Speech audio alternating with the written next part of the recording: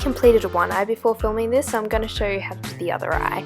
So you want to start by priming your eyes. I'm just using NARS's Pro Prime Eye Primer, I believe, and you want to apply this right to your brow bone and underneath your eye as well, because we're going to be applying shadows to all these areas. Now I'm taking NYX's Jumbo Eye Pencil in Milk, and I'm using this as kind of a tacky base for the eyeshadow, so this will help them last longer and also apply more pigmented, which is what we really want in this look. And I'm applying this just wherever I applied the eye primer, so to the brow bone underneath the eye. Now I'm taking this colour from a Coastal Scents 88 palette, and I'm applying this with a damp shader brush. This will help apply the eyeshadows more pigmented, I guess is the best way to describe it. And I'm patting this on to kind of pack on the colour, because like I said, I want this to be really pigmented. Now just with this pencil brush, you want to apply this bright pink in the crease and kind of wing it out towards your eyebrows. So you don't want to go towards the corner of the eye like you normally would when applying a crease colour. So you want this to be very harsh. Now taking that first blue greeny colour we used, you're kind of connecting this to the wing you created with the pink eyeshadow. You want to make sure these colours don't mix at all. You want very harsh lines in this look, and you can always use sticky tape to kind of create a more precise wing, but I wasn't really fussed by it. You can always just clean it up with a Q-tip, which is what I'm doing here. Now I'm just taking this light lime green colour and applying that as kind of my highlight colour, which is an odd colour to use as a highlight. It wasn't very pigmented, so I did have to kind of pack it on, and all the shadows I'm using are applied with a damp eyeshadow brush. And you kind of just want to connect all the colours together in the inner corner. Now taking the first light blue colour I used, I'm just applying this to the lower lash line. And you want to apply this right into the inner corner and also connect it with your wing. Now just taking a blue eyeliner, this one's from Sephora, I'm just going to create a wing. I found it very difficult to create a wing with this eyeliner, or just to use this eyeliner in general. I kind of picked it because it was fairly cheap in like the range of high-end eyeliners.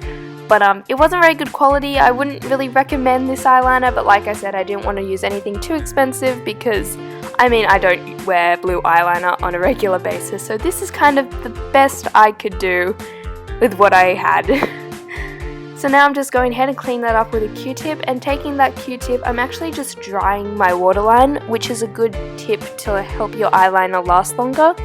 So I'm just using Urban Decay's eyeliner in Freak, which is a minty lime green colour, and yeah, I just applied this on the waterline. So now I'm just drying it off so it doesn't slip off or anything, and I'm going ahead and curling my eyelashes.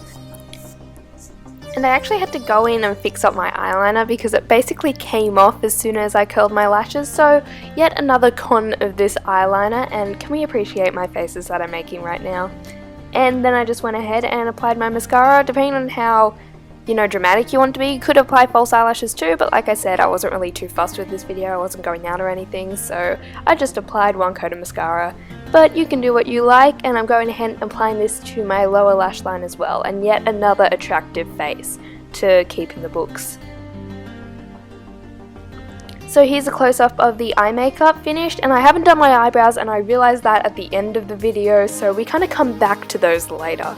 So now I'm taking this Tarte blush in Dollhouse, which is very bright pink blush, and I'm applying this in kind of a stripe motion, which was very big in the 80s. Apparently people in the 80s loved their blush. It is not an attractive look. I wouldn't recommend doing it in anything besides an 80s makeup tutorial, but this is the kind of look you want, which was very, very strange.